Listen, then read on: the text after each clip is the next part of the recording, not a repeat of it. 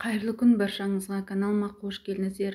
Сіздермен өте дәмді, керемет, жұмсақ болып шығатын булочкидің рецептімен бөлісемін. Жасап көруге кеңес беремін. Өте дәмді болып шығады. Видеоны соңына дейін қараңыздар. Алдымен сүтімізді құямыз. Сүт жылы болу керек. Тұз саламыз. Ашытқы саламыз. Кішкене венчиктің көмегімен араластырып жібереміз. Сармайымыз еріген болу керек, кішкене ерітіп салатын боламыз.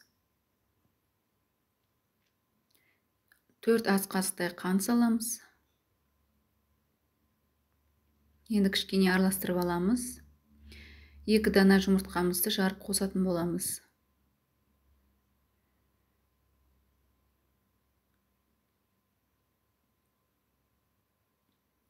Шайқап жұмыртқамыз ерігенше араластырамыз.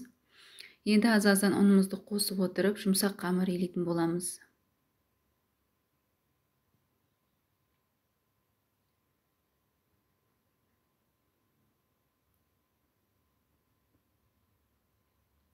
Достар, егер каналға тіркелмеген болсаңыздар, каналға тіркеліп қойыңыздар.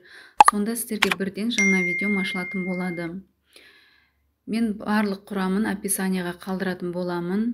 Толықтай сол жерден грамын, барлық құрамын көріп алатын боласыздар.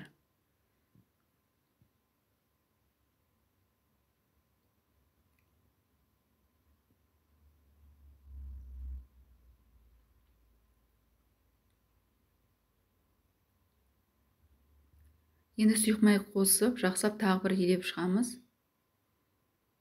Сұйық майымыз сіңгенше әбден илейміз.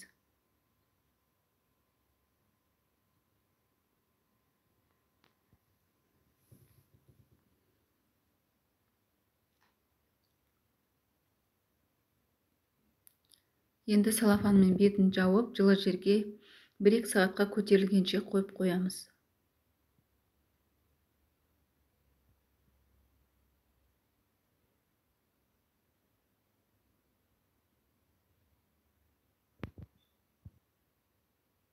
Менің қамырым көтерілді. Енді салафанын алып тастап, қолымызды майлаймыз да қамырымызды жинақтаймыз.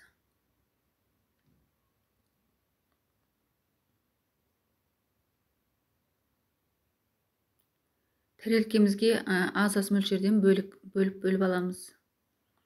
Солай жайған ыңғайлы болады. Осы айналдырып салатын боламыз, жинақтап.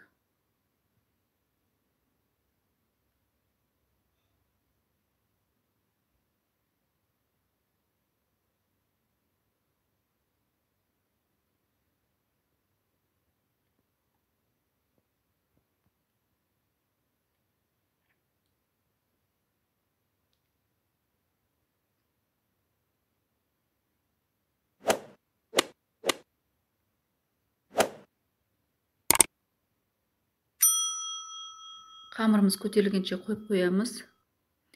Қамырымыз міне көтерілді, енді шетінен алып жаятын боламыз.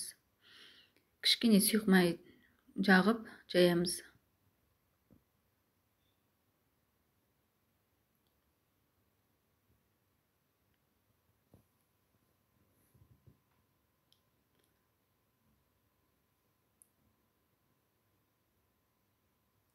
Арасына сұйық май жағамыз, ол міндетті. Сонда сұйық май жақсақ, кескен кезде әдемі болып түсетін болады, жабыспай бір-біріне. Дәл осы видеодағындай жасасаңыздар болғаны. Пышақпен кесеміз ортасынан, 2-ге бөлеміз, сонда жүрекше болып шыға келеді.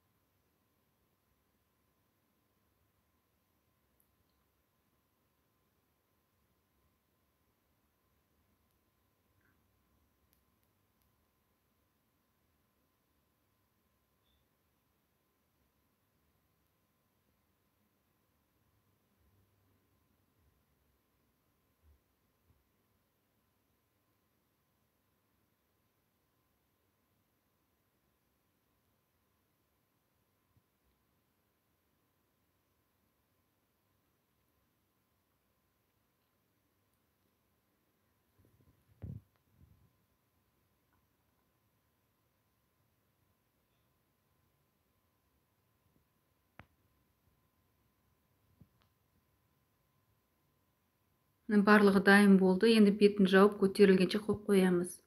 Міне көтерілді. Енді жұмыртқаның сарысын барлығын бетіне жағып шығамыз.